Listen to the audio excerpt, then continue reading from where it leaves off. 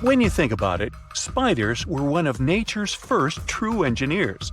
They make the toughest casters you can find on our planet.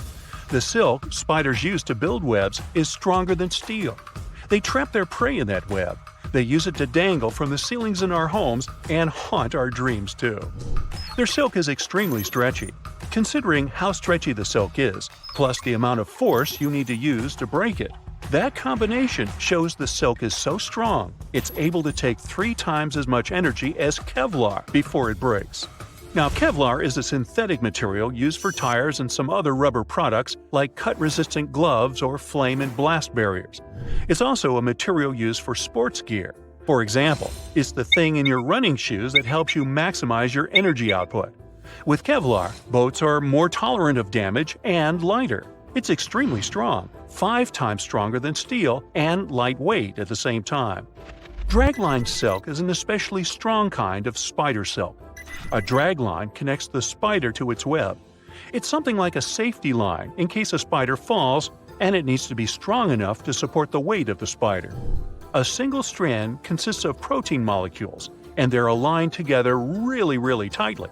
Each strand of spider silk is 1,000 times thinner than human hair. That's why you can break it so easily, even though it's really strong. But each strand is still stronger than many types of steel. You just have to get steel equally thin to truly compare it. Scientists believe that if we could make dragline silk, for instance, as thick as a pencil and 18.6 miles long, we would have material so strong we could stop a jetliner in the middle of the flight. But the passengers probably wouldn't like it. When it's windy outside and a wind or even just a light breeze catches the spider's sturdy dragline, it catches air and turns into some kind of an open parachute. That's when the adventure starts for a spider. Its dragline bends and stretches further. That way, it can send the spider to fly very far away and it won't break. And this way, spiders can really fly away hundreds of miles.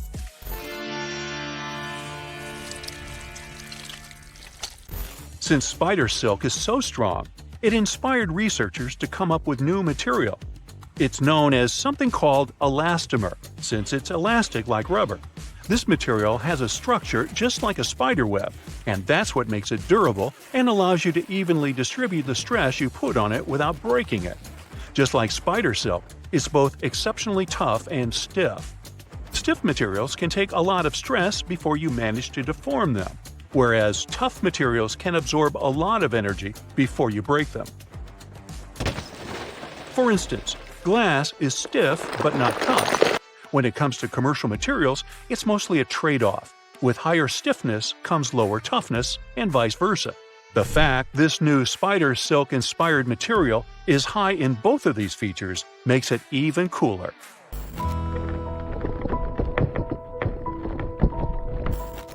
There are more extremely hard materials we're discovering or even inventing. For example, there's a new type of glass that's harder than even diamonds. Diamonds are generally the hardest of all natural materials. But now, scientists have made a new type of carbon they named AM3. It's now the strongest and hardest amorphous material we know about. Amorphous means material doesn't really have apparent organization or shape. For example, rubber, glass, wax, and plastics. Diamonds are that strong and durable thanks to their extremely regular structure. You'd think this new material that's even stronger than that has a structure like a diamond too, but it's actually more similar to glass. You may have heard some people believe that glass is a liquid. It's not, but we really can't put it in the category of solid materials either. It's a peculiar amorphous material. So the molecules aren't as disorganized as in a liquid, but they're not in strict order as you'd see in a solid. AM3 conducts electricity well, but just in some cases. That means we could potentially use it to get, let's say, solar energy. This material would come in handy for bulletproof windows that are up to 100 times tougher than the technology we currently use. Mass production of this material will certainly be expensive. Plus, we'll have to wait for researchers to test it more. But this new yellow-tinted glass is definitely a material we might see a lot of sometime in the future.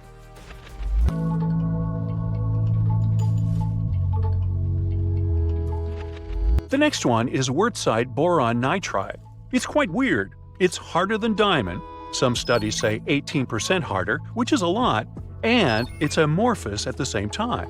But the craziest part is that it's extremely rare because it forms only during volcanic eruptions.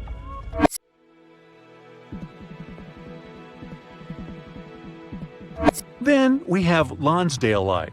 Let's say there's a meteor full of carbon that contains a bit of graphite too. It goes through the Earth's atmosphere and eventually collides with our planet. You probably think a meteor that's falling toward us is extremely hot. In reality, only its outer layers become hot. The interior of this object remains cool throughout most of its journey toward our planet. When this meteorite hits the surface of Earth, the pressure in its interior becomes insanely big.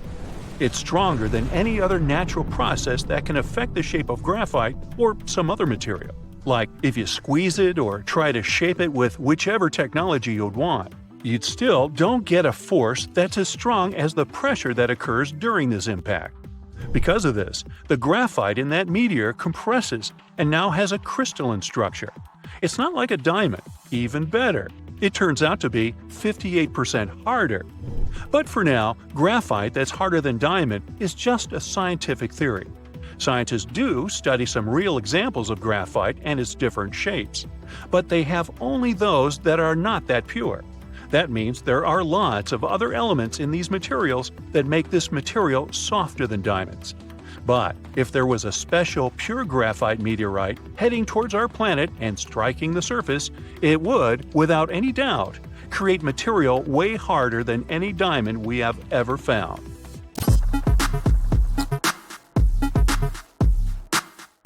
And how about dyneema? It's the strongest fiber in the world, 15 times stronger than steel. It's also nearly 40% stronger than aramid fibers. For example, Kevlar used for tires, the one we mentioned before.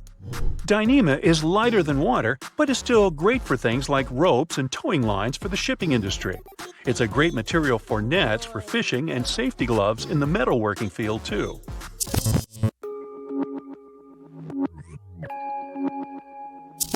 Now here's something called palladium microalloy glass.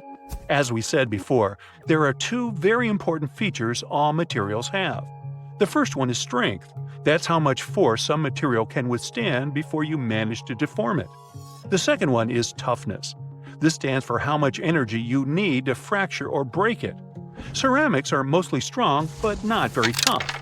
Elastic materials, such as rubber, can hold a lot of energy, but you can deform them relatively easy, and they're not strong. And over a decade, researchers created a new glass with a combination of 5 elements that ended up as a material that's stronger than all types of steel.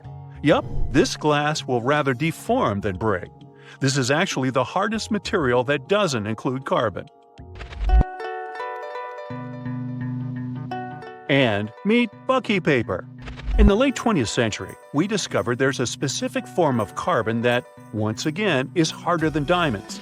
It's called carbon nanotubes. If we bind carbon into a different shape than diamond, we get a structure that's way more stable than any other we know about. And putting these carbon nanotubes together, you create Bucky paper, which is basically an incredibly strong but also very, very thin sheet. It holds just 10% of the weight of steel, but at the same time, it's hundreds of times stronger. In 2008, NASA had an intriguing question. How do spiders construct their webs in zero gravity?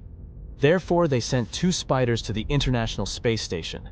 The first spider was the main participant, while the second served as a backup in case the first one didn't survive. However, things didn't go according to plan. The backup spider managed to escape from its chamber and visited its companion, resulting in a bit of a mess. They built tangled webs that interfered with each other. As if that wasn't enough, the flies that were supposed to be food for the spiders started reproducing faster than anticipated. Their larvae escaped from their container and covered the front window of the chamber. Over time, the spiders were completely hidden behind the larvae. Although this initial experiment didn't go well, one of the researchers involved in planning the spider experiment was still curious. In 2011, she got another opportunity to repeat the same experiment. This time, she sought assistance from other researchers.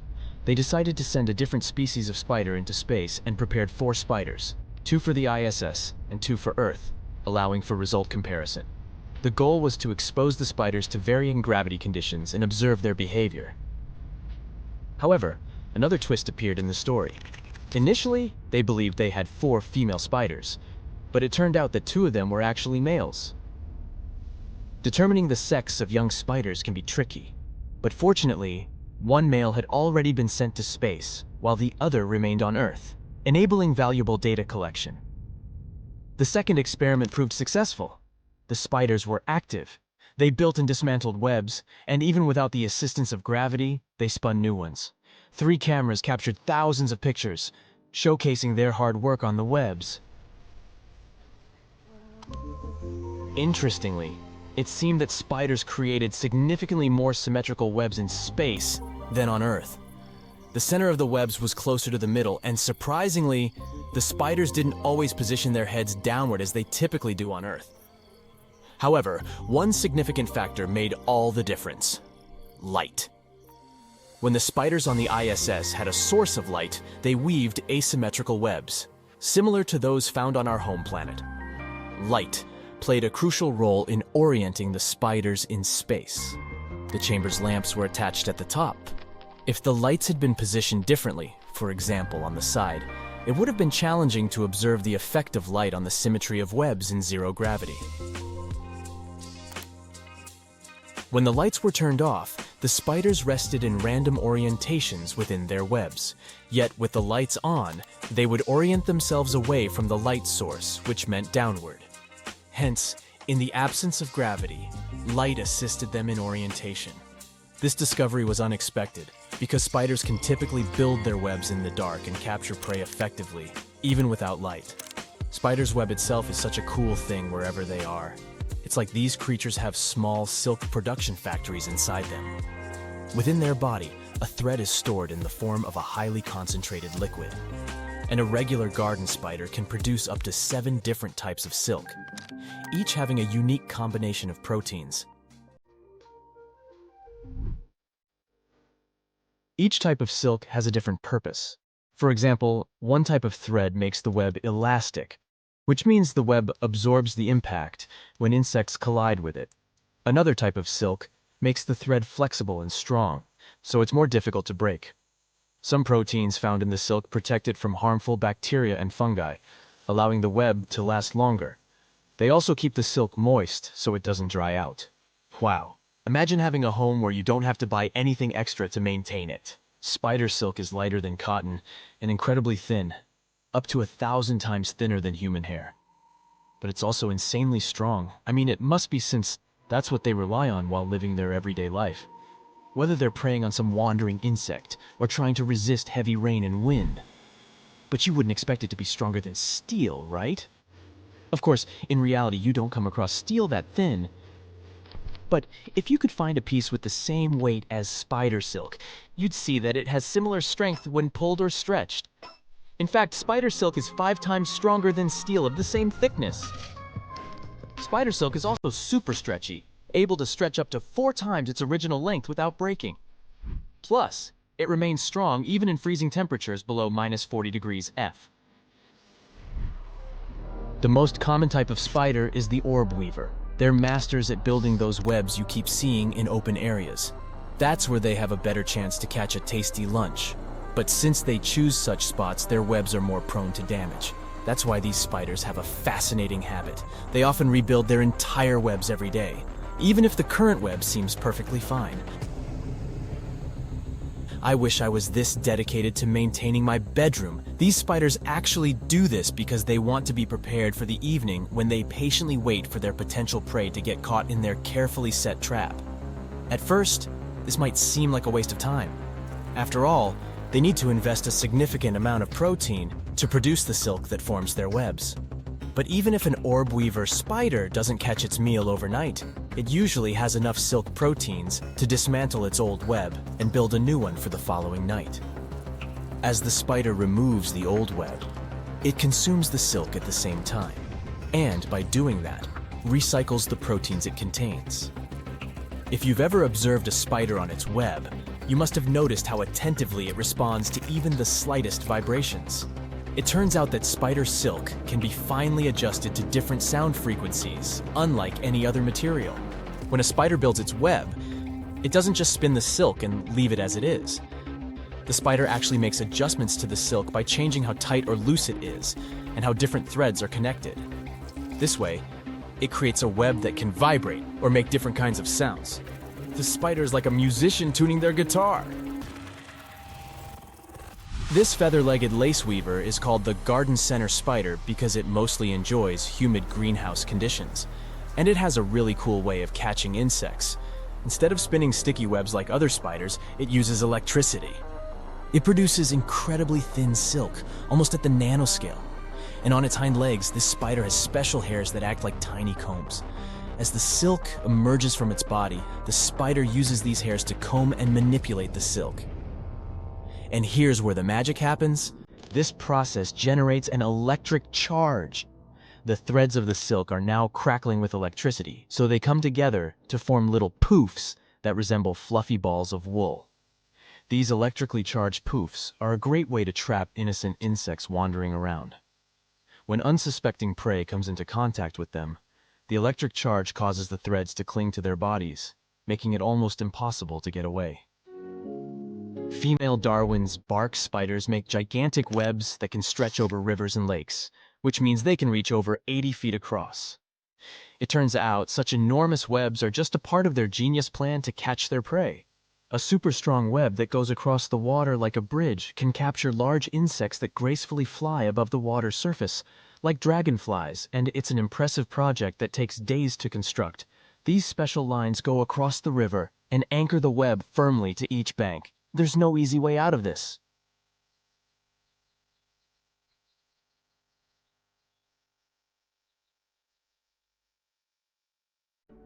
Okay, stay with me here. If you gathered together and weigh all the spiders in the world, you would get 250 million tons of arachnids. Wait. Before you run away, for comparison, the Titanic's weight was 52,000 tons, and the Great Pyramid of Giza is as heavy as 6.5 million tons. Well, you're right, that doesn't make me feel better either. But on we go. The biggest spider people know about is the South American Goliath bird eater. Yeah. This brown, furry, puppy-sized arachnid usually has a foot-long leg span.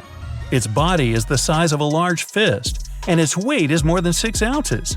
When the creature's moving, it makes bizarre, eerie sounds. They're the clicking of the spider's feet. They have hardened tips that hit the ground like a horse's hooves, just not as loud. If you see this imposing creature in the rainforest and come close to it, you might notice it rubbing its hind legs against its belly. How cute, that would be your first thought. But then you'd scream in pain. This spider protects itself by sending out clouds of hairs that have microscopic barbs on them. If they got in your eyes and nose, they'd be super painful and itchy. These hairs would also stay there for hours or even days. Now, that sounds extremely unsettling. But imagine what our planet would look like if spiders were the size of jeeps. The world occupied by giant arachnids is a dark and gloomy place. It's also dangerous. You can't let your guard down even for a second. Your enemy is lightning fast, hungry, and cunning. Normal-sized spiders eat 880 tons of insects each year. But in your world, huge monsters need much more food to live. Spiders roam the planet, gulping down pretty much any life form they see. If people gave up and didn't fight them, Earth would turn into a lifeless, barren land within a year. Up to 6% of people all over the globe have arachnophobia, extreme fear of spiders. But if these creatures were that much larger, this number would be way bigger, you think? Picture a creature more than 5 feet tall with a leg span of 14 feet. The spider's covered in coarse, thick hair, which makes the animal look disgusting. Its body is divided into 2 parts, separated in the middle by a slim waist. A set of massive jaws, terrifyingly long and sharp fangs, and 8 spherical eyes, as huge as basketballs. But the creepiest of them all? Spiders without eyes. They live in caves and other dark places. If you meet such a specimen, your reaction won't be fast enough to escape. These creatures compensate for their lack of vision by feeling vibrations. They also have an astonishing sense of smell. Terrified of spiders, people constantly invent new ways to get rid of them. Being caught by a creature several times your size is everyone's biggest nightmare. One of the scariest things about spiders is the way they deal with insects they catch. Most of these predators don't eat their prey whole. At first, it gets cocooned in silk and injected with the spider's digestive fluid. It paralyzes the prey and makes its insides liquid. That's not good. Then the creature pulls everything edible into its stomach through the hairs covering its mouth and pincer-like jaws. In other words, once a monster spider gets you, there's no way to escape. Oh, and don't forget about horrifying spider webs. Who hasn't ended up with their face covered with sticky threads at least once in your life? In your new reality, though, spotting a web in time means getting a chance to survive. Even regular-sized spiders can create webs that cover trees and houses and stretch over rivers for 80 feet. That's why if a new world creature chooses your house as its new home, it's easier and safer to move out as fast as you can. People have found a way to deal with giant spider webs, but how they do it depends on which species has created it. If the web was produced by a spider that's more active at night, people destroy them with help of UV lamps that replace sunlight. The webs made by spiders living in dry areas are afraid of liquid. Those from humid environments don't like getting dry, and so on. Another problem. One day you may come home and discover a huge monster or 50 of them living in your basement. Okay, admittedly, you're likely to spot these creatures before they reach any impressive size. They'll be too loud to go unnoticed. Spiders don't give birth to their babies. They create egg sacs that can contain hundreds of eggs. If such a sac somehow ends up in your home, you've got a problem on your hands. In a couple of weeks, those eggs hatch into baby spiders. After that, it can take from 2 weeks to 1 year for the babies to reach their full size. Oh, by the way, people have figured out how to use spider webs. The silk they're made of is very light. If it was a tiny regular spider, a strand of its silk long enough to circle Earth would weigh a mere 18 ounces. In a spider, dozens of times larger. Silk threads weigh more, but they're also much stronger. They can withstand extreme temperatures from -40 to 430 degrees Fahrenheit. People know how to collect spider silk. They use this material to make ultra-strong ropes. Almost all fabrics in the world are made from spider's threads. Wear-resistant and lightweight clothing, seatbelts and parachutes, bottles and cups, surgical threads and bandages, rust-free panels on cars and boats, artificial ligaments and tendons, all thanks to spiders. But probably the best thing about silk, it's biodegradable. Earth has become a much cleaner place since people started using this material in production.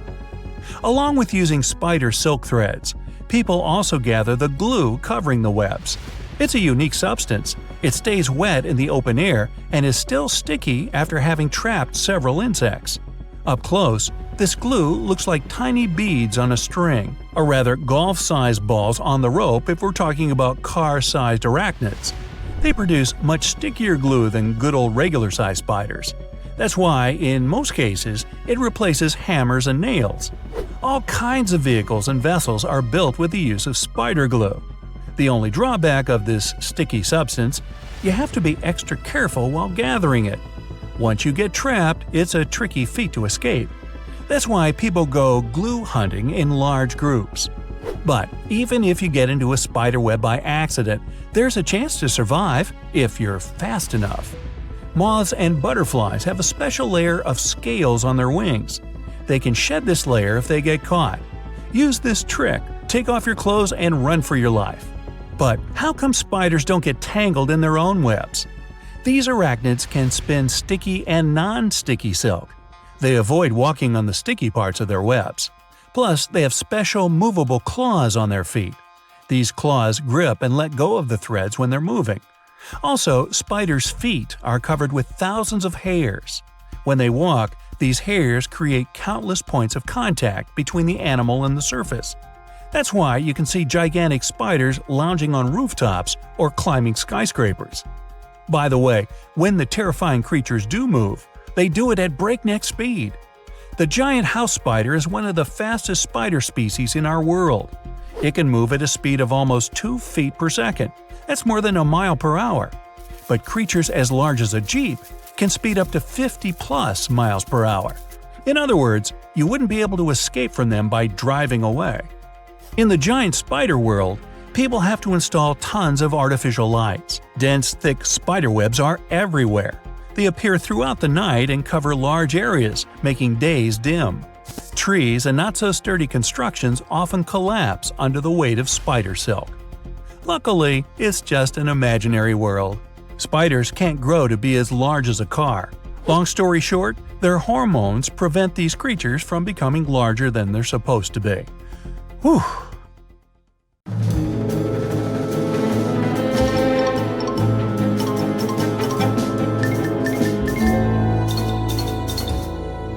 I don't mean to bug you, but spider silk is one of the most durable natural materials on the planet. Kevlar, of which body armor is made, is weaker than the stuff spiders produce inside their bodies. It's hard to believe because if you've ever touched the spider web, you realize you can easily break it. That's because spiders secrete a very thin layer of silk. Most metals would break in no time as well at such thickness. The good news is that there are no huge spiders on our planet, which means you can't get stuck in their trap. The bad news is that if thousands of spiders with the strongest silk in the world join together and weave a single big web, well, you're in trouble. The most durable silk belongs to Darwin's bark spider. Its silk is twice as strong as that of other species. The spider is much smaller than most of its kin, but this doesn't prevent it from being one of the most formidable predators in the world. The area of its web reaches 30 square feet, and it's suspended over rivers on incredibly long lines. The female spider shoots a stream of silk, which is caught by winds above the moving waters and carried to the other bank, where it attaches itself to a tree or a bush. The distance could easily be over 80 feet. You can find this natural wonder only in the tropical jungles of Madagascar. Imagine that several hundred Darwin's bark spiders spun a thick web over a river. You're going downstream in a kayak at the same time. From a distance, you don't notice the huge trap, and when you finally do, it's too late. You get caught in the silk, the kayak goes out from under you. You hang in the air. Thousands of web strands vibrate and give the spiders a signal that their dinner is here. You don't have a dagger or a machete to cut yourself free. The first thing you need to do is save your strength and energy. The more you resist, the more entangled you get.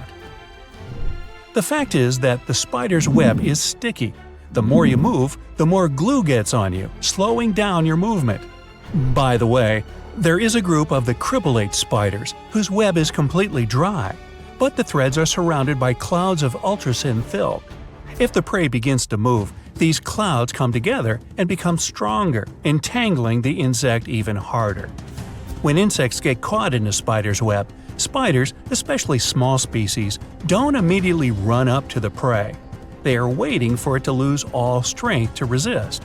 After that, spiders carefully approach the dinner and spit out digestive liquid with venom, which means that the digestion process begins not inside but outside the spider.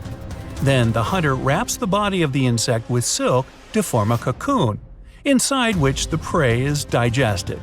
After that, the spider drinks back its digestive fluid with the food. The process can be repeated several times. Well, let's hear it for recycling. Now, back to you, stuck in a big web.